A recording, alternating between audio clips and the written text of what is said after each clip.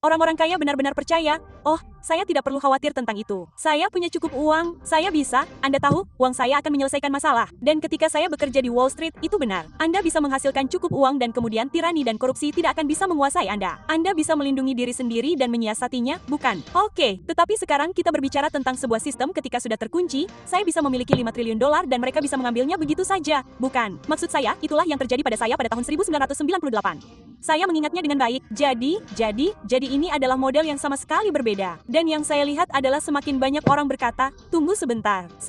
Anda tahu, ini membunuh angsa yang bertelur emas. Saya tidak akan melakukan ini. Petik 2. Sekarang, model itu sedang diterapkan di seluruh dunia. Dan pertarungan yang Anda lihat bukanlah, Anda tahu, batu bata yang berkata, kami ingin bebas dan kekaisaran berkata kami ingin melakukan jaringan kontrol. Semua orang ingin mengendalikan jaringan kontrol mereka sendiri. Anda tahu, mereka, Tiongkok dan Rusia tidak ingin kota London mengendalikan CBDC mereka. Apakah Anda tahu apa yang saya maksud? Jadi, sekarang inilah yang lucu. Semakin buruk keadaannya, semakin mereka mulai berkelahi satu sama lain.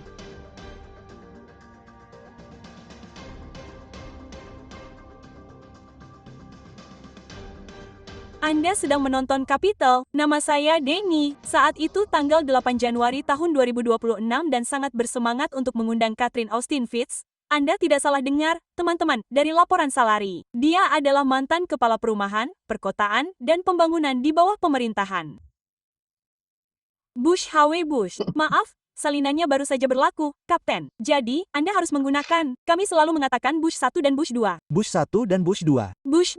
Saya Bush 1, benar. Atau saya pernah mendengar istilah Poppy Bush juga. Jadi itu semak bunga popi atau semak bayi? Ya, jadi semak 1 semak bunga popi 1.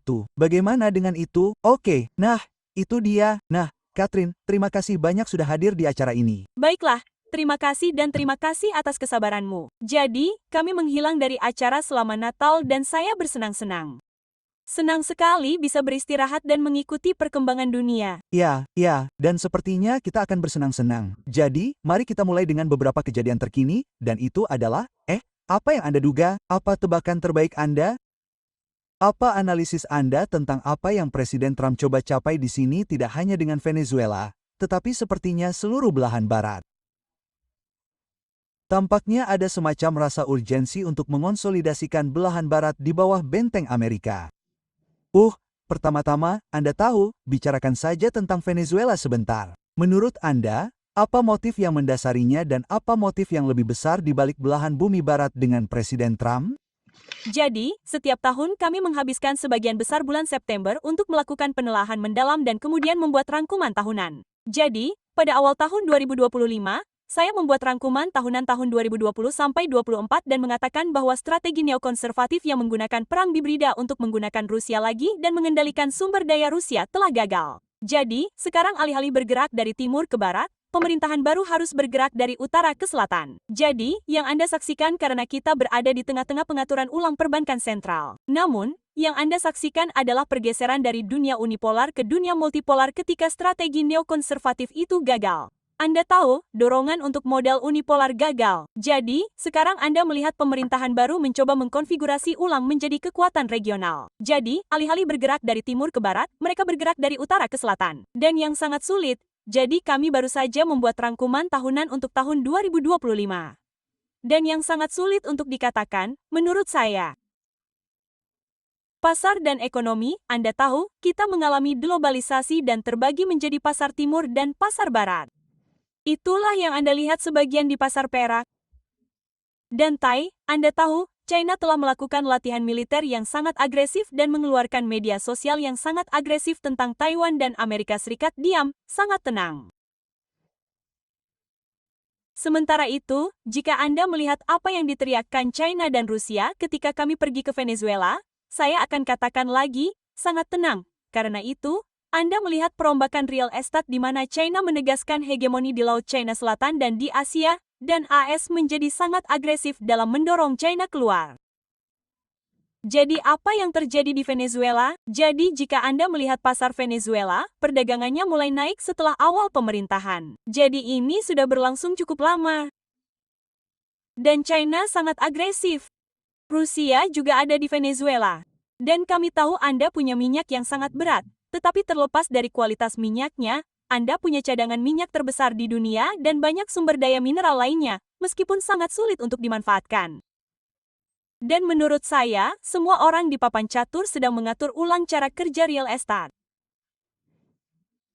Jadi, kita melihat bagian timur dunia, bagian barat dunia yang akan menjadi Amerika. Dan itulah yang dilakukan Trump, berbicara dari lingkaran Arktik ke Greenland ke Kanada, Anda tahu, melalui Amerika Utara dan keterusan Panama dan Venezuela. Dan dia akan pergi, Anda tahu, dia akan pergi jauh ke Antartika. Jadi, Anda melihat AS bergeser dari kekuatan global menjadi kekuatan regional yang jauh lebih besar dan itulah yang terjadi. Dan semua kartu dikocok. Dan Anda tahu sesuatu, ketika kartu dikocok seperti ini, apapun bisa terjadi. Jadi, Anda tahu, orang-orang berkata, saya khawatir Perang Dunia II, Anda tahu, bisa dimulai. Jawaban saya adalah, kita sedang berada di Perang Dunia II. Selamat datang di Perang Dunia II. Petik 2. Sebagian besar Perang Dunia II tidak terlihat dan terselubung. Anda tahu, tetapi kita memiliki ketegangan ekstrim dan itu akan terus meningkat sepanjang tahun. Ya, dan kita juga menyita kapal tanker minyak itu, kapal tanker minyak Rusia itu juga. Jadi, menurut Anda, apakah ada kesepahaman di bawah meja antara kekuatan global ini bahwa regionalisasi ini sedang berlangsung? Apakah ini semacam kesepakatan besar yang telah mereka semua sepakati? Jadi, Anda tahu, ini mengingatkan saya ketika saya berada di Wall Street, semua wakil presiden akan bersaing, Anda tahu, dengan kejam, tetapi mereka juga akan bekerja sama dalam proyek-proyek dan Anda menyaksikan hal yang sama terjadi. Jika Anda melihat apa yang terjadi di Venezuela dan tanggapan Rusia dan China, menurut saya ada semacam kerjasama yang terjadi di balik layar. Dan mereka memang memiliki delegasi China di sana hanya beberapa jam sebelum Maduro digulingkan. Nah, ini yang perlu diperhatikan karena salah satu hal terpenting yang perlu diperhatikan Denny adalah memperhatikan apa yang terjadi di pasar obligasi. Jadi, ingatlah selama beberapa dekade kita telah mencetak lebih banyak kertas dan ada lebih banyak kertas di luar sana daripada aset real, bukan? Jadi sekarang semua orang menyelam dan mengambil aset real. Jadi Venezuela sebagian adalah perampasan aset real dan Anda memiliki China dengan sekitar 15 hingga 20 miliar utang ke Venezuela. Jadi Venezuela memiliki sekitar 15 hingga 20 miliar pinjaman dari China. Mereka memiliki sekitar 10 miliar ke perusahaan obligasi manajemen uang barat yang sekarang mungkin dibeli oleh dana lindung nilai. Nilai obligasi tersebut berlipat ganda selama seminggu terakhir saat Amerika Serikat masuk. Jadi pertanyaannya adalah bagaimana pinjaman China tersebut akan diperlakukan, karena masalah kritis atau salah satu masalah kritis tentang perubahan rezim adalah setelah kudeta, siapa yang dapat menegakkan kontrak mereka? Benar. Tampaknya kita memasuki siklus baru, siklus obligasi baru karena jika Anda melihat garis tren selama 40 tahun terakhir, obligasi Treasury AS telah naik dan imbal hasilnya telah turun. Dan pada tahun 2022, garis tren itu terputus. Dan tampaknya kita memasuki lingkungan suku bunga yang lebih tinggi dan meningkat mulai saat ini. Terakhir kali kita mengalami lingkungan suku bunga yang meningkat sejak tahun 1940-an adalah dari tahun 1940-an hingga 1980-an. Yang cukup menarik, hal itu didominasi oleh rally besar pada logam mulia. Perak naik dari tahun 1940-an hingga 1980-an. Harganya kurang dari $1 pada tahun 40-an. Dan kita mulai melihatnya hari ini, itu bagian dari restrukturisasi yang lebih besar, pengaturan ulang yang lebih besar, jika Anda mau menyebutnya demikian. Nah, apakah itu yang Anda singgung juga, bahwa kita sedang menuju, Anda tahu, rotasi modal dari pertumbuhan dan dari, Anda tahu, pasar yang luas dan ke komoditas dan ke aset sumber daya dan hal-hal semacam itu. Jadi, saya akan mengatakan ini adalah sesuatu yang jauh lebih mendasar daripada itu. Dan itu di Amerika Serikat, kita telah berfokus pada finansialisasi ekonomi. Dan dalam proses itu, kita telah menciptakan lebih banyak miliarder daripada kekayaan real kita. Oke, kita telah mengekstraksi banyak kekayaan. Anda tahu, kita telah menciptakan banyak kertas. Jadi Anda melihatnya di pasar perak dan emas. Ada lebih banyak kertas daripada perak, bukan? Tetapi ketika itu terjadi, kita belum memperhatikan kenyataan pahit dalam membangun infrastruktur dan berinovasi dengan teknologi di lapangan. Oke. Jadi kita telah bekerja dengan infrastruktur yang luar biasa dari orang-orang yang menjalankan manajemen lini di Amerika, baik itu manufaktur atau infrastruktur sipil atau sipil, bukan? Namun, hal itu terus memburuk. Pada saat yang sama, negara-negara BRICS terus membangun. Oke. Dan jika Anda melihat di mana mereka berada, khususnya China dalam hal teknologi, mereka jauh melampaui kita. Jadi, kita telah membangun kepemimpinan di negara ini yang tahu cara mencetak uang dan melakukan rekayasa keuangan, tetapi mereka mengabaikan apa yang terjadi di lapangan. Dan sekarang masalahnya adalah ketika Anda menglobalisasi uang, jika Anda memiliki masalah rantai pasokan, uang tidak dapat menyelesaikan masalah. Karena pasar tidak lagi merespons keuangan global. Saya tidak dapat menyelesaikan masalah saya jika pabrik meledak dan Ford berada dalam bahaya untuk rantai pasokan mereka. Tidak ada jumlah uang, Anda tahu, The Fed tidak dapat mencetak uang untuk menyelesaikan masalah itu. Kembali ke dunia nyata, itu jauh lebih rumit dan sulit, Anda tahu, daripada ketika Anda duduk dan memperdagangkan pasar saham, bukan? Jadi, ketika globalisasi dan rantai pasokan runtuh dan terjadi perang dagang atau pasar terbagi dua, sekarang Anda berbicara tentang pasar aset real yang tidak dapat diselesaikan dengan uang. Anda tahu, itu diselesaikan dengan perang, bukan? Ya, Amerika tampaknya menjadi negara yang menurut saya Anda mungkin pernah mengatakan sesuatu yang mirip dengan ini. Amerika adalah negara pengacara, China adalah negara insinyur. Bukan. Jadi, benar. Mereka tidak percaya pada teknologi. Itu menakutkan. Dan Anda tahu, Anda benar-benar melihatnya. Ada momen yang luar biasa. Anda tahu, kami mengumpulkan banyak klip pendek yang kami suka tampilkan untuk membantu orang mengerti. Ada momen yang luar biasa ketika Howard Lutnick, Menteri Perdagangan, bersaksi dan dia berbicara tentang, Anda tahu, saat tarif mulai berlaku, Anda tahu, kapasitas akan pindah ke Amerika Serikat dan manufaktur akan tumbuh di sini seolah-olah itu adalah fungsi uang. Dan salah satu senator dari sana, senator perwakilan dari Pennsylvania, mengangkat pisang dan berkata, Anda tidak bisa mengalihkan pasar pisang ke Amerika Serikat. Anda tidak bisa menanam pisang di sini. Petik 2. Anda tahu, dan Anda tahu, mari kita kembali ke dunia nyata. Jadi, jika Anda adalah perusahaan retail besar dan Anda menulis 8.000 rantai pasokan, yang semuanya dirancang untuk bekerja dalam model perdagangan terbuka, dan sekarang Anda memiliki model perdagangan tertutup yang terus berubah, Anda tahu, semuanya berubah. Semuanya terombang-ambing. Sekarang seluruh tujuan untuk mengubah Anda tahu seluruh hegemoni Amerika menjadi model yang berpusat pada AS adalah agar Anda dapat mengulang semua rantai pasokan Anda dalam pasar yang bercabang itu. Apakah ada kelompok yang berbeda yang berkuasa dengan Presiden Trump? Karena ini tampak seperti perubahan radikal dari tahun-tahun Biden, yang tidak begitu tertarik pada belahan barat yang berpusat pada AS, berbeda dengan, Anda tahu, tampaknya pemerintahan Biden mungkin lebih dipengaruhi oleh elit Eropa, hal-hal seperti itu. Jadi, pemerintahan Biden lebih fokus pada kepemimpinan global. Jadi, Anda tahu, pertanyaannya adalah, apakah kita akan berkonsolidasi ke Amerika dan melindungi posisi kita atau apakah kita pada dasarnya akan menjarah Amerika untuk menjaga permainan global tetap berjalan? Jadi, apa yang Anda miliki saat ini adalah Anda memiliki banyak faksi di Amerika yang bersaing untuk mendapatkan kekuasaan dan kendali. Dan banyak pertikaian yang Anda lihat terjadi di tempat-tempat seperti Ukraina, itu bukan pertikaian antara Amerika Serikat dan Rusia atau Amerika Serikat dan Ukraina. Antara berbagai faksi di Amerika Serikat. Saya ingat ada satu momen beberapa tahun lalu, Anda mungkin ingat, di Timur Tengah, di mana seseorang mengungkapkan fakta bahwa ada dua kelompok teroris yang bertempur dan satu didanai oleh Chia dan satu didanai oleh Dot, Anda tahu, bukan? Jadi, Anda tahu semuanya terpecah belah. Jadi, apakah Anda ingat bagian dari Westphalia? Bagian. Dari Westphalia, tidak. Saya tidak ingat. Perdamaian kegagalan Barat terjadi pada tahun 1600-an dan perdamaian kegagalan Barat mengatakan bahwa dalam suatu negara berdaulat memiliki monopoli atas penggunaan kekuatan untuk penegakan hukum. Oke.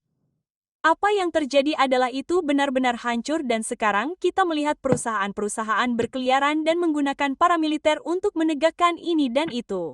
Jadi, Anda melihat sebagian kecil kepemimpinan yang retak dan runtuhnya kedaulatan yang nyata, dan sangat membingungkan untuk mengetahui apa yang sedang terjadi karena Perang Dunia II benar-benar tidak terlihat dan sulit untuk memahaminya tanpa memahami arus kas dan arus kredit. Jadi, Sepertinya Presiden Trump masih memiliki banyak hal yang harus dilakukan dalam 3 tahun ini. Dia baru saja menyingkirkan Maduro. Dia telah membuat ancaman terhadap Kuba dan Kolombia jika Greenland juga mengakuisisinya. Apakah ada cukup waktu dalam 3 tahun untuk menyelesaikan semua ini? Dan, bagaimana pemilu sela akan menjadi penting atau akankah mereka juga akan menangani pemilu sela? Oke, jadi izinkan saya mengajukan pertanyaan. Anggaran federal. Jadi, Trump menjalankan cabang eksekutif dan anggaran federal memiliki total pengeluaran sebesar 6 triliun dolar per tahun. Meskipun Trump baru saja menyebutkan bahwa dia akan, tunggu sebentar, saya hanya perlu melakukan satu hal karena saya sedang mencari, itu dia. Oke, sekarang saya bisa melihat Anda. Maaf, Anda tidak ada di... ya, Anda tidak ada di teleprompter, jadi saya melihat di laptop. Oke, jadi dia punya anggaran sebesar 6 triliun dolar dan arus pajak serta arus biaya dan arus tarif sebesar 4 triliun dolar. Dia punya defisit sebesar 2 triliun dolar, yang berarti dia butuh para bankir untuk menjual obligasi dan mendapatkan 2 triliun dolar itu. Benar. Oke, siapa yang bertanggung jawab? Siapa yang bertanggung jawab atas bank? Siapa yang bertanggung jawab atas Trump? Oh, kita semua punya teori, bukan? Benar. Tapi saya tahu, ini adalah seseorang yang tidak memiliki kedaulatan informasi. Anda tahu, semua badan intelijen dapat mendengarkan semua yang dia katakan dan lakukan. Benar.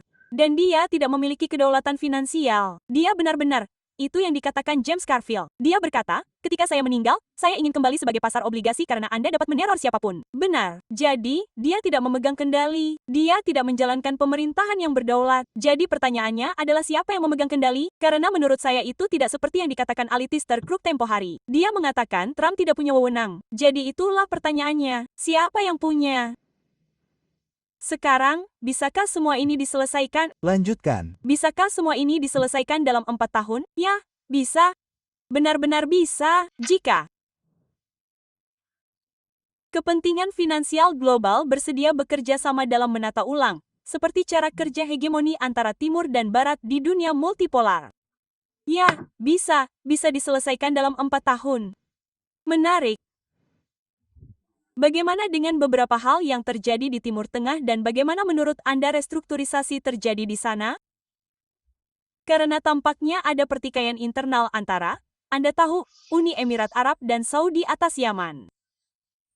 Tentu saja, hal-hal yang terjadi dengan Iran dan Israel. Nah, jadi bagaimana Anda melihatnya? Turki selama ini selalu bermain di kedua sisi secara efektif. Bagaimana Anda melihat hal-hal berjalan di Timur Tengah? Jadi, menurut saya Timur Tengah dimaksudkan untuk menjadi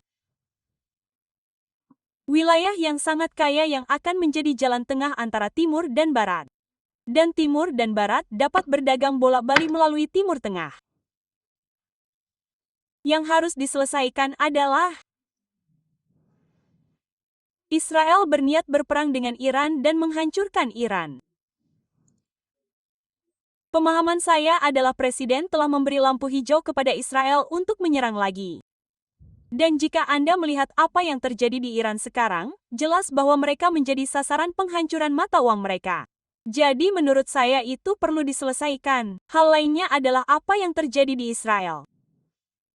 Anda tahu, kata-kata saya adalah Holocaust dan itu adalah pesan kepada dunia bahwa orang-orang super kaya berhak melakukan ini kepada siapapun dimanapun. Itu metode atau pesan yang sangat berbahaya dan saya pikir konsekuensinya terhadap sindikat kriminal yang menjalankan ini akan terjadi. Anda tahu, kita belum melihatnya. Tahun 2026 adalah tahun ketika banyak orang akan berbalik melawan kelompok itu dengan keras dan cepat. Begitu. Saya melihat Anda mewawancarai teman baik saya Simon Dixon minggu lalu dan Anda tahu dia punya tesis yang menyatakan bahwa dia tidak melihat Perang Dunia II yang kinetis terjadi, tetapi lebih seperti ini, mirip dengan apa yang Anda gambarkan, bukan? Di balik layar, restrukturisasi hegemoni global. Apakah Anda melihat Perang Dunia III yang kinetis pada suatu saat dalam beberapa tahun ke depan atau lebih?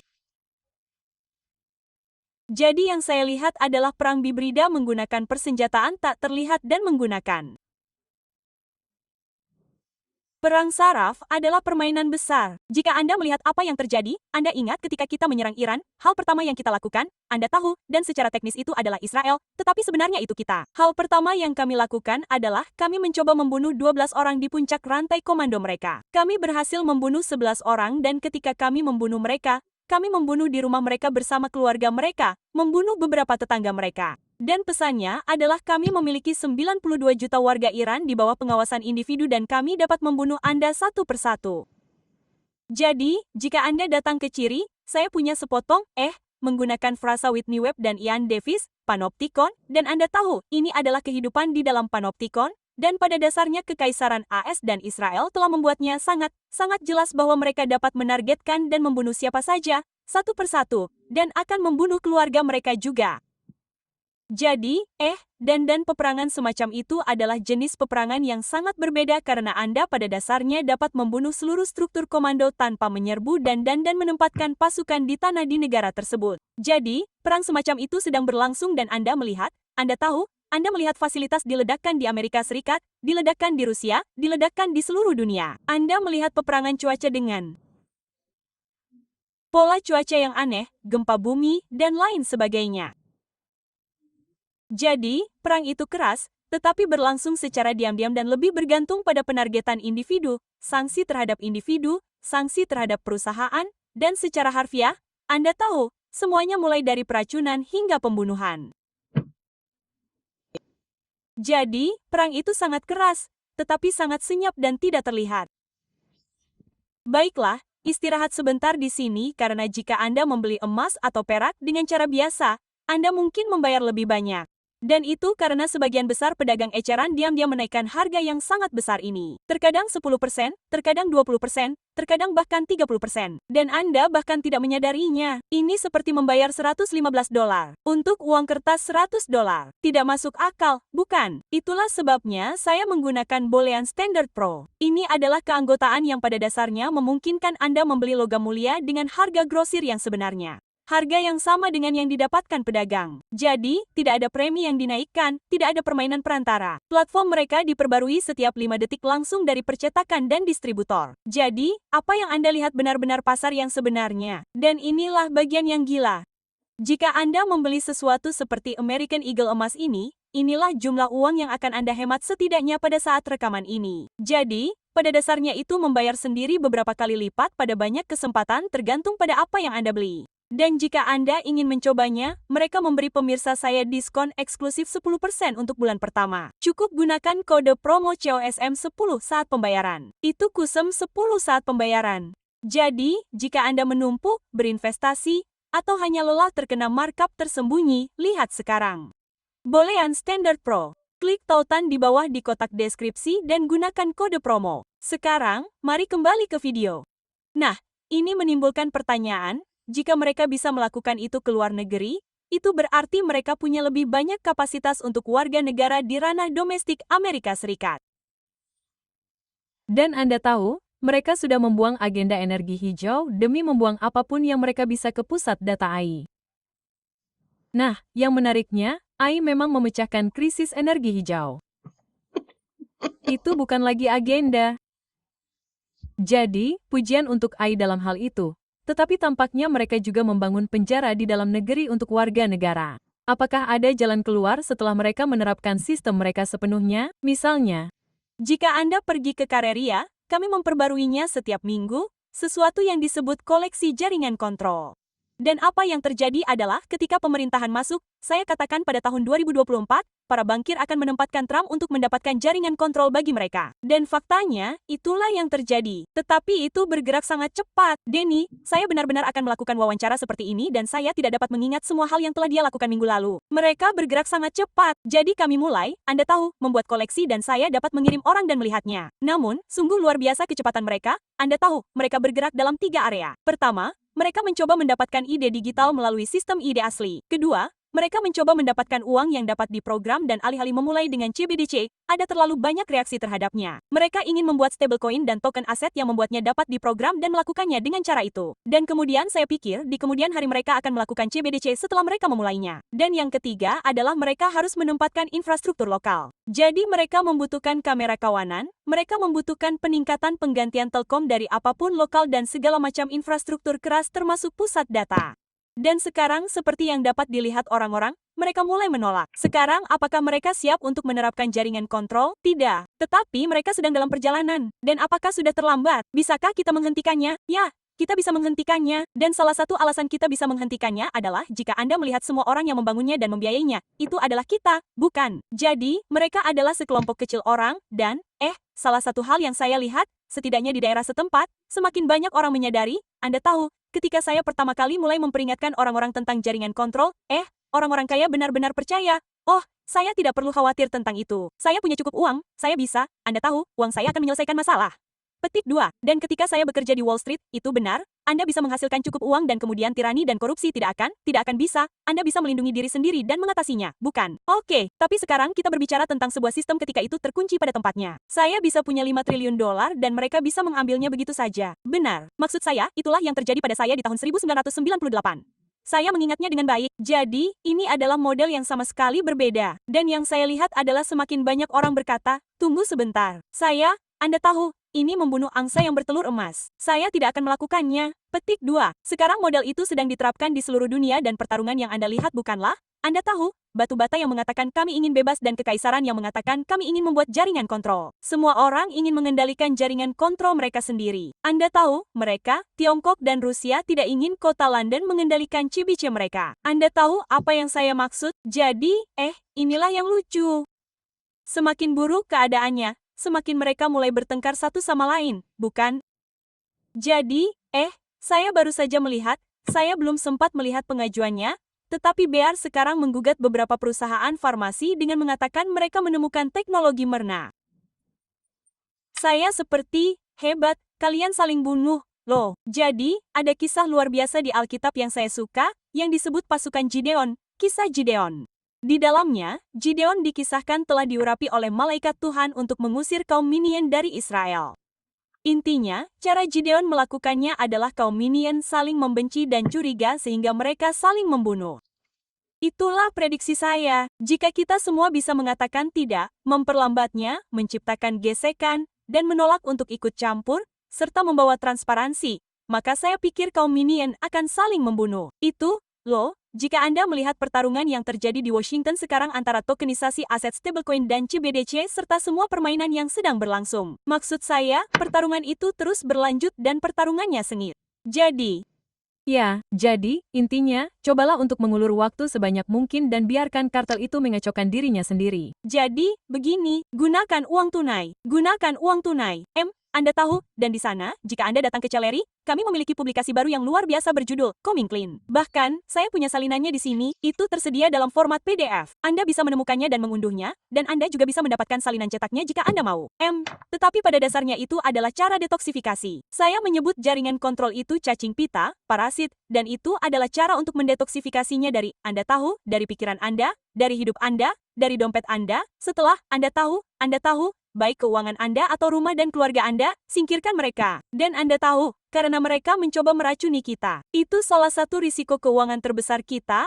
Anda tahu, kita diracuni dan kemudian kita sakit dan kemudian, Anda tahu, Anda harus membayar mahal. Jadi, ada jutaan hal yang dapat dilakukan keluarga untuk melindungi diri mereka sendiri, tetapi itu dimulai dengan memahami Anda dalam perang. Anda sedang berperang. Seseorang tidak hanya mencoba membunuh Anda, tetapi juga memasukkan Anda ke dalam kamp konsentrasi digital, dan Anda harus melawan. Anda harus melawan sekarang. Dan saya memperkirakan bahwa tahun 2026 akan menjadi tahun rock and roll karena orang-orang akan melawan sekarang dan mereka akan mulai melawan lebih keras. Apa pendapat Anda? Anda berbicara tentang mereka yang membuat kita sakit. Apa pendapat Anda tentang gerakan Maha yang sekarang berlaku? Mereka baru-baru ini membalikkan piramida makanan. Saya tidak tahu apakah Anda melihatnya. Mereka mengubah jadwal suntikan anak-anak. Saya pikir jumlahnya turun dari 72 menjadi 11 atau 12 suntikan sekarang untuk anak-anak. Jadi, apakah itu terlalu sedikit dan terlambat atau seperti bagaimana Anda memandang peran RFK di DHS? Jadi, menurut saya, melawan hal yang benar tidak pernah terlalu sedikit dan terlambat. Kita semua harus melakukan apa yang bisa kita lakukan. Ma sangat yakin bahwa gerakan MAHA dapat membalikkan keadaan di Washington dan saya senang mereka bersedia mencobanya. Namun, yang saya katakan adalah satu-satunya cara untuk membalikkan keadaan adalah jika kita membalikkannya secara desentralisasi. Dengan kata lain, berhentilah berharap bahwa Anda dapat memilih untuk keluar dari masalah ini. Anda tahu, dalam kehidupan sehari-hari dan keuangan Anda tahu, ubahlah sendiri dengan menarik persetujuan, dengan menarik dukungan. Jadi, pertarungan sesungguhnya akan terjadi di lapangan, Anda tahu, dari hari ke hari. Saya senang MAHA melakukan apa yang mereka lakukan. Dan saya pikir pencapaian terpenting mereka adalah dengan menjalani sidang konfirmasi dan mencoba menyelesaikan apa yang sedang mereka lakukan. Mereka telah membuktikan tanpa keraguan sedikit pun bahwa Washington benar-benar berkomitmen untuk mengurangi populasi. Dan mengapa mereka menginginkan itu? Mengapa mereka menginginkan populasi yang sakit, jompo, dan tidak produktif? Sepertinya agak Jadi saya sangat merekomendasikan karya Toby Rogers, tetapi jika pertama-tama mereka mencoba membuat sistem pensiun dengan dasar yang kuat dan ketika mereka tidak bisa membuatnya dengan dasar yang kuat, satu-satunya cara mereka untuk menyesuaikan ketika mereka tidak bisa mendapatkannya dengan dasar keuangan yang kuat, cara mereka menyesuaikannya adalah dengan menurunkan harapan hidup. Dan itu adalah rumus yang sederhana dan berhasil, jaminan sosial membaik secara finansial karena harapan hidup karena semua penyebab kematian meningkat dan harapan hidup menurun. Jadi harapan hidup Amerika Serikat telah sangat berbeda dari negara-negara industri dengan kekayaan bersih tinggi lainnya. Jadi itu nomor satu, tetapi hal lainnya adalah jika Anda tidak dapat menjarah di dunia ketiga, Anda dapat menjarah negara Anda sendiri, orang-orang Anda sendiri. Dan jika Anda melihat bagaimana mereka meracuni populasi, mereka melikuidasi populasi pada dasarnya melalui banyak operasi dan perusahaan berbeda yang dimiliki oleh ekuitas swasta dan menghasilkan banyak uang darinya. Jadi, jika Anda melihat permainannya, ada seorang ekonom politik hebat bernama Toby Rogers yang berbicara tentang ini dan berbicara tentang Anda tahu caranya, Anda tahu, jika saya mendapatkan seorang wanita yang bekerja di pertambangan di negara miskin di Amerika Selatan, paling banyak yang dapat saya hasilkan darinya sebagai budak mungkin adalah 20.000.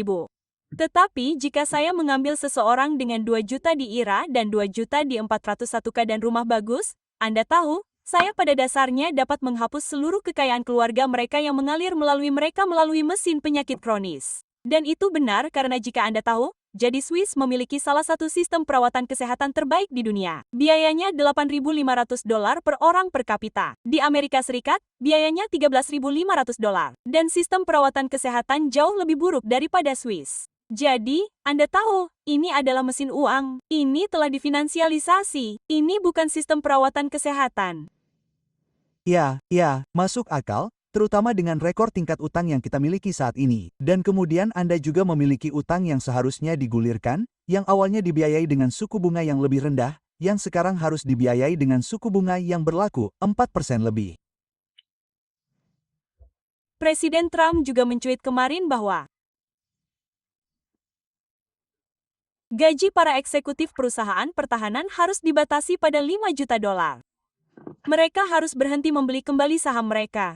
Namun, sejam kemudian ia mengirim unggahan yang mengatakan bahwa kita perlu meningkatkan belanja militer menjadi $1,5 triliun tahun depan. Itu peningkatan belanja militer sebesar 50%.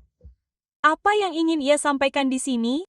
Karena ia tampak seperti unggahan awalnya tampak sangat, Anda tahu, ia melemparkan daging merah ke pihak anti-perang, apapun yang tersisa dari koalisi anti-perangnya. Namun, unggahan kedua tampak seperti ia sedang mempersiapkan sesuatu yang besar di masa mendatang. Jadi, jika Anda melihat apa yang mereka coba lakukan, salah satu cara untuk membeli konsensus politik di tahun pemilihan adalah dengan membeli semua orang, bukan? Jadi, cara kita menyelesaikan faksionalisme, cara kita menyelesaikan ketidaksepakatan bukanlah dengan memiliki visi strategis sebagai sebuah masyarakat dan bekerja sama untuk mengimplementasikannya.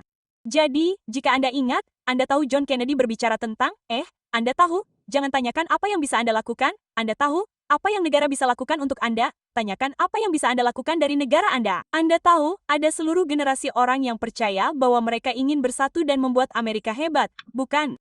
Dan mereka tidak perlu dibayar atau dibeli, mereka ingin, Anda tahu, mereka hanya ingin melakukannya, bukan? Jadi, kita tidak punya, Kita tidak punya negara yang disatukan oleh visi, dan budaya.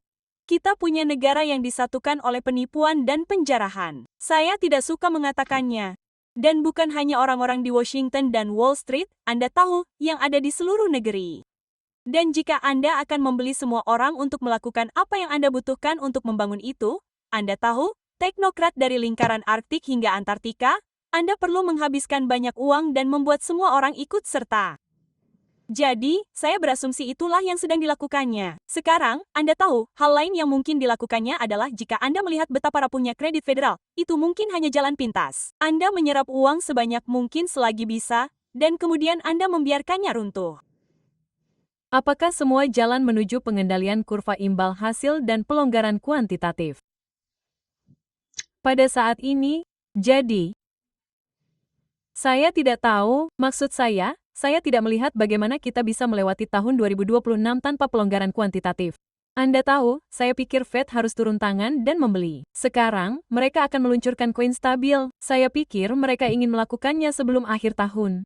Dan mereka berharap dapat menjual beberapa triliun dolar stablecoin. Anda tahu, dalam jangka waktu yang relatif singkat dan dengan melakukan itu menarik orang-orang di seluruh dunia keluar dari mata uang lokal mereka dan masuk ke dolar.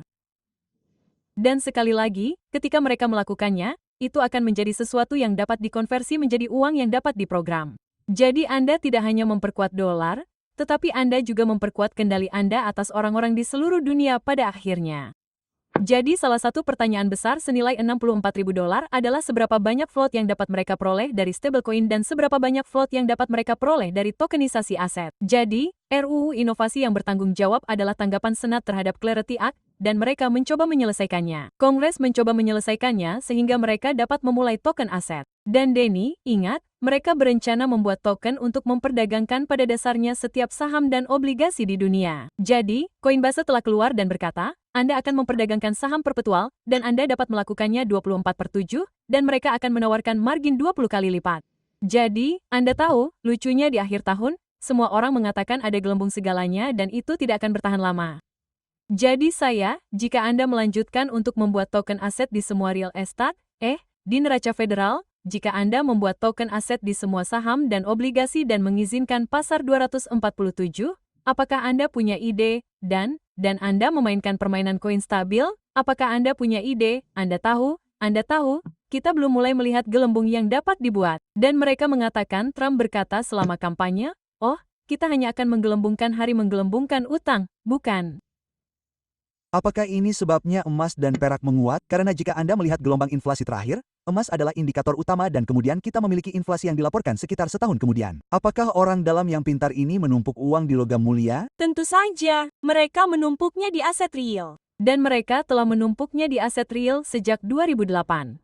Sekarang sudah cukup jelas. Jadi, Anda tahu, antara 2008 dan 2017, kepemilikan tanah oleh 100 pemilik tanah teratas di Amerika Serikat berlipat ganda, bukan? Mereka menginginkan aset real. Anda tahu, sama halnya dengan emas, dan Anda tahu, emas telah meningkat pesat sehingga sekarang meskipun permintaan untuk perak industri sangat besar, Anda tahu, perak juga menghasilkan uang. Anda tidak dapat menghentikannya, itu wajar. Dan Anda juga menyebutkan perbedaan ini dari harga fisik dan harga kertas perak. Dan Anda menyebutkan perbedaan antara beberapa pasar. Pasar Shanghai berbeda dari pasar barat dan berbeda dari pasar Dubai.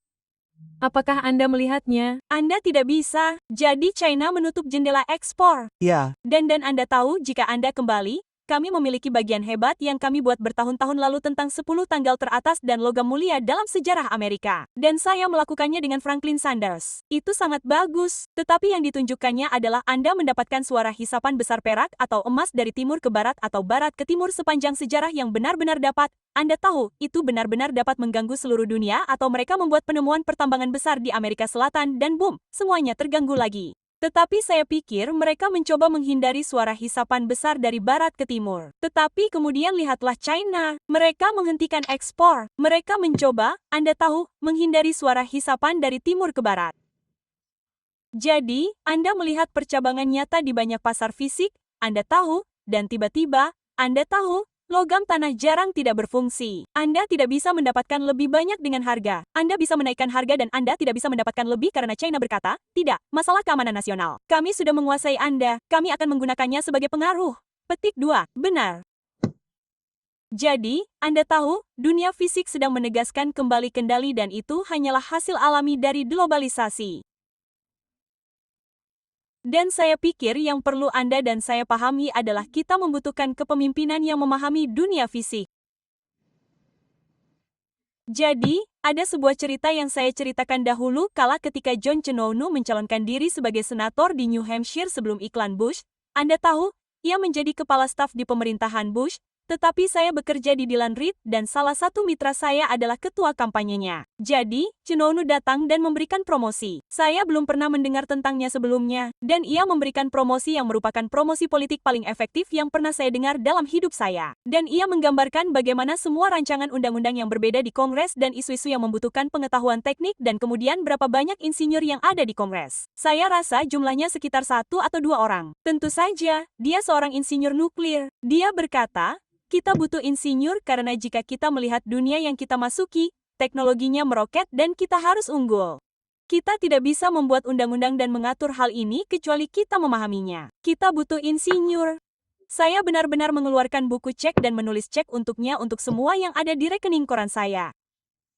Saya berkata, karena memang benar ketika saya pertama kali ke China, saya berada di Beijing dan itu terjadi saat pemakaman Dom. Saat itu tahun 9-an dan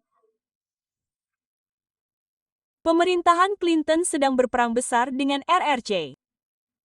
Saya punya orang RRC yang bekerja untuk saya. Dia pernah bekerja di Times Square, lalu pindah ke MIT, lalu bekerja untuk saya di perusahaan saya di Washington, Hamilton Securities. Henry, saat itu kami sedang sarapan dan dia berkata, apakah kamu mengerti apa maksud dari pertarungan ini? Dan saya berkata, saya tidak mengerti. Itu tidak masuk akal bagi saya. Petik 2. Dan dia berkata, 7 atau 80% legislator kami adalah insinyur dan 70 atau 80% legislator Anda adalah pengacara dan pengacara Anda berkata, kami ingin Anda melakukan ABCD, dan orang-orang kami berkata bagaimana, Anda tahu, karena Anda meminta kami melakukan sesuatu, kami tidak punya, Anda tahu, kami tidak punya cara untuk mengoperasionalisasikan atau menerapkannya dan itu pada dasarnya adalah pertarungan antara pengacara dan insinyur.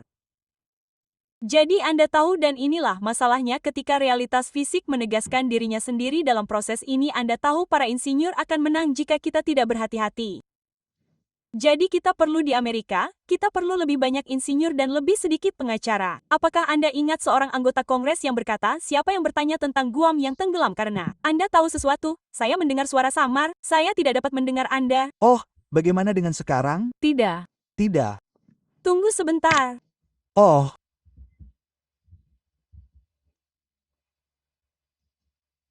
Jadi ya, Catherine, apakah Anda ingat seorang anggota Kongres yang berbicara tentang Guam yang tenggelam karena terlalu banyak gedung yang dibangun di sana atau semacamnya? Ini seperti 10 tahun yang lalu, tetapi ini adalah contoh yang sempurna dan menunjukkan apa yang Anda bicarakan tentang orang-orang kita yang tidak mengerti tentang teknologi modern dan Anda tahu aturan dasar realitas. Tetapi saya tahu kita telah menghabiskan sedikit waktu di sini, Catherine. Jadi mari kita lanjutkan dan tutup di sini. Terima kasih banyak atas waktu Anda. Anda dapat menemukan saya di salary.com/c.com. Kami baru saja menerbitkan sebuah artikel menarik tentang ekuitas swasta. Jika Anda ingin memahami pasar ekuitas swasta, silakan masuk. Dan kami akan segera menerbitkan rangkuman tahunan besar kami minggu depan. Jadi, terima kasih Denny atas kesempatannya. Senang sekali bisa berbicara dan saya harap saya tidak membawa Anda terlalu jauh dari pasar keuangan. tidak. Maksud saya, semuanya terhubung saat ini. Pasar-pasar ini sama terpolitisasinya seperti sebelumnya. Jadi, jika Anda tidak memahami aspek geopolitik dari berbagai hal, maka Anda akan memiliki titik buta dalam hal menganalisis pasar keuangan. Jadi, ya, saya menghargai waktu Anda di sini, Catherine. Kami akan mencantumkan tautan ke semua situs web dan media sosial Anda di bawah. Jadi, pastikan untuk memeriksanya, teman-teman. Dan jika Anda menikmati podcast ini, berikan like dan komentar. Catherine, tulis di bagian komentar. Beritahu saya pendapat Anda. Saya sebenarnya membaca komentarnya, jadi, berlanggananlah ke saluran ini jika Anda belum melakukannya. Dengan menyukai, mengomentari, berlangganan, Anda membantu mendorong kami dalam algoritma. Jadi, dengan semua yang telah dikatakan, terima kasih atas waktu Anda, teman-teman. Sampai jumpa di lain waktu. Sampai jumpa.